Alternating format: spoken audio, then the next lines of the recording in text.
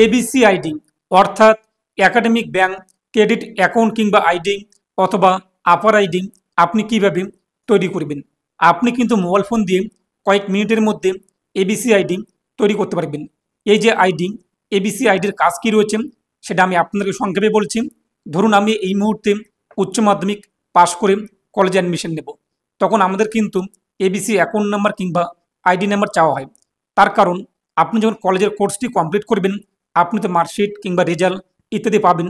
তার পাশাপাশি এই কোর্সটি করার পর নির্দিষ্ট পয়েন্ট একটি পাওয়া যায়, যেটা আপনাদের এবিসি আইডি কিংবা এবিসি অ্যাকাউন্ট নম্বর অথবা আপার আইডিতে অ্যাড করে দেওয়া হয়। পরবর্তীতে আপনি চেক করে দেখতে পারবেন যে আপনি আপনার জীবনে যত শিক্ষাগত যোগ্যতা অর্জন করেছেন, যত ডিগ্রি অর্জন করেছেন, কত পয়েন্ট পেয়েছেন, তা আপনি কিন্তু এই যে ব্যাংক ক্রেডিট আইডি কিংবা এবিসি আইডি এখানে দেখতে পারবেন। তো চলুন দেখে নিচ্ছি আপনি কীভাবে এবিসি আইডি কিংবা আপার আইডি কিংবা একাডেমিক ব্যাংক ক্রেডিট আইডি কীভাবে তৈরি করবেন। আর আপনি যদি এখনও পর্যন্ত ভিডিওতে লাইক না করে দেখেন, অবশ্যই লাইক করে দেবেন। পাশাপাশি চ্যানেল সাবস্ক্রাইব করে পাশের বেল ক্লিক করে নোটিফিকেশন অল করে রাখবেন পরবর্তী ভিডিও সবার আগে পাওয়ার জন্য। আর আপনি যদি ভিডিওটি ফেসবুক পেজে দেখে থাকেন, অবশ্যই ফেসবুক পেজটিকে ফলো করবেন আর অবশ্যই ভিডিওটি প্রত্যেককে শেয়ার করে জানিয়ে দেবেন। এই যে অনলাইন অ্যাপের লিঙ্কটি আমি আপনাদের ভিডিওর ডিসক্রিপশন এবং ভিডিওর কমেন্টে প্রোভাইড করে দিয়েছি, তো সেখানে ক্লিক করলে আপনি সরাসরি এবিসি আইডির পোর্টালে আসতে পারবেন। ভিডিও ডিসক্রিপশন বক্স এবং কমেন্টে থাকা লিঙ্কে ক্লিক করতেই আপনি কিন্তু একাডেমিক ব্যাংক অফ ক্রেডিট এই পোর্টালে আসতে পারবেন। তারপর এই যে মেনু বার রয়েছে, মেনু বারে আপনি ক্লিক করবেন। এরপর দেখতেই পাচ্ছেন স্টুডেন্ট নামে একটা অপশন রয়েছে, এই স্টুডেন্ট অপশনে আপনি ক্লিক করবেন। পরবর্তী পেজটি চলে আসবে। এরপর আমরা কি করব, নিচে চলে আসব। নিচে আপনি দেখতেই পাচ্ছেন নিউ ইউজার সাইন আপ, এই সাইন আপে আপনি ক্লিক করবেন। এরপর আমাদের সামনে কিন্তু রেজিস্ট্রেশন পেজটি চলে আসবে। তারপর এখানে আপনি আপনার মোবাইল নাম্বার বসিয়ে দেবেন। আধার কার্ডে যে মোবাইল নাম্বারটি লিঙ্ক রয়েছে সেই মোবাইল নাম্বারটি বসিয়ে দেবেন। তারপর জেনারেট ওটিপি এখানে ক্লিক করবেন। তারপর আপনি ওটিপি উল্লেখ করে দেবেন। এরপর ভেরিফাই ওটিপি এখানে ক্লিক করবেন। আমাদের কিন্তু ওটিপি ভেরিফাই কমপ্লিট। তারপর এখান থেকে সিলেক্ট আইডেন্টিটি টাইপ, তো এখান থেকে আমরা আধার কার্ড সিলেক্ট করে নিচ্ছি। তারপর নিচে আপনি আপনার 12 ডিজিট আধার কার্ড নাম্বার বসিয়ে দেবেন। এরপর আধার কার্ডে কী নামের বানান রয়েছে সম্পূর্ণ নামটি বসিয়ে দেবেন। তারপর আধার কার্ডে কী ডেট অফ বার্থ রয়েছে তা উল্লেখ করে দেবেন। তারপর আপনি এখান থেকে জেন্ডার উল্লেখ করবেন। এরপর হচ্ছে ইউজার নেম, তো এখানে আপনি আপনার নাম বসানোর পর @123 কিংবা আপনি আপনার টাইটেল বসানোর পর @123 কিংবা আপনি আপনার চয়েস মতো একটা নাম দেওয়ার পর @321 ইত্যাদি আপনি যেটি মনে রাখতে পারবেন এরকম একটি ইউজার নেম বসিয়ে দেবেন। তারপর হচ্ছে পিনকোড, এখানে 6 সংখ্যার আপনি একটি পিন বসিয়ে দেবেন সংখ্যা, তো যেটি আপনি মনে রাখবেন, মনে থাকবে আপনাদের সেরকম একটি সংখ্যা বসিয়ে দেবেন। 4 5 6 7 কিংবা 8 9 0 4 ইত্যাদি এরকম 6টি সংখ্যা। তারপর নিচে কনফার্ম পিন, সেই সংখ্যাটি আপনি পুনরায় বসিয়ে দেবেন। এরপর এই যে বক্স রয়েছে বক্সে টিকমার্ক করবেন। এরপর যে ভেরিফাই আপনি ক্লিক করবেন।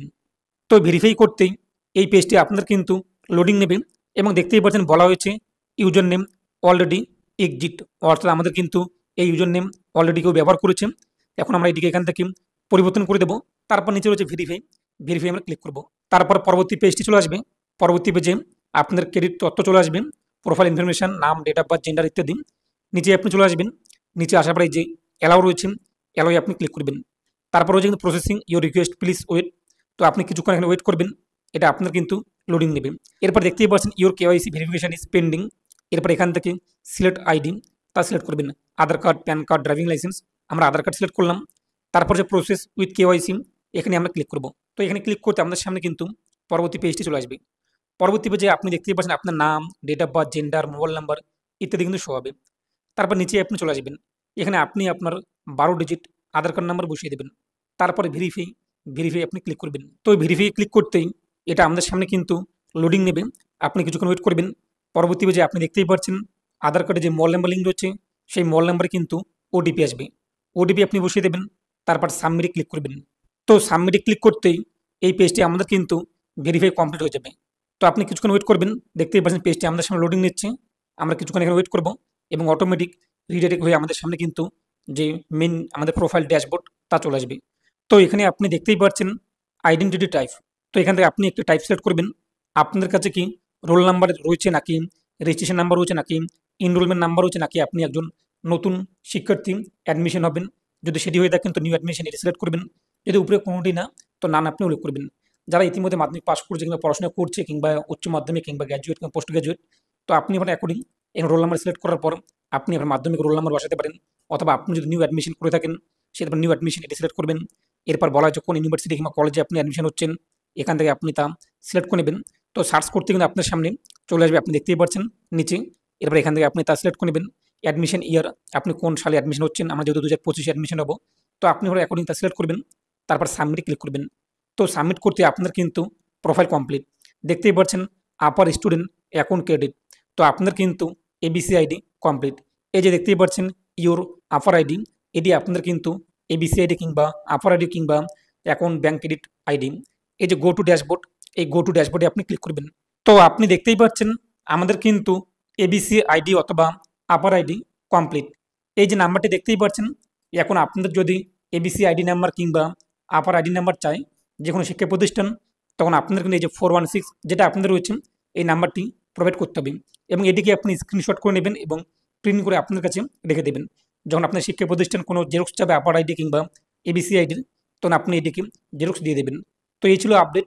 এইভাবে আপনি কিন্তু এবিসি আইডি কিংবা আপার আইডি তৈরি করতে পারবেন, এবং আপনি কত পয়েন্ট পেয়েছেন, মনে করুন আপনি উচ্চ মাধ্যমিক পাস করেছেন কিংবা গ্র্যাজুয়েশন কমপ্লিট করেছেন, অথবা পোস্ট গ্র্যাজুয়েশন কিংবা পিএইচডি ইত্যাদি ডিগ্রি অর্জন করেছেন, এই যে এবিসি আইডি নাম্বার যখন আপনি সেখানে প্রোভাইড করবেন, সেই শিক্ষা প্রতিষ্ঠানে কত করে পয়েন্ট রয়েছে সেই কোর্সে, তা আপনি এখানে কিন্তু দেখতে পারবেন।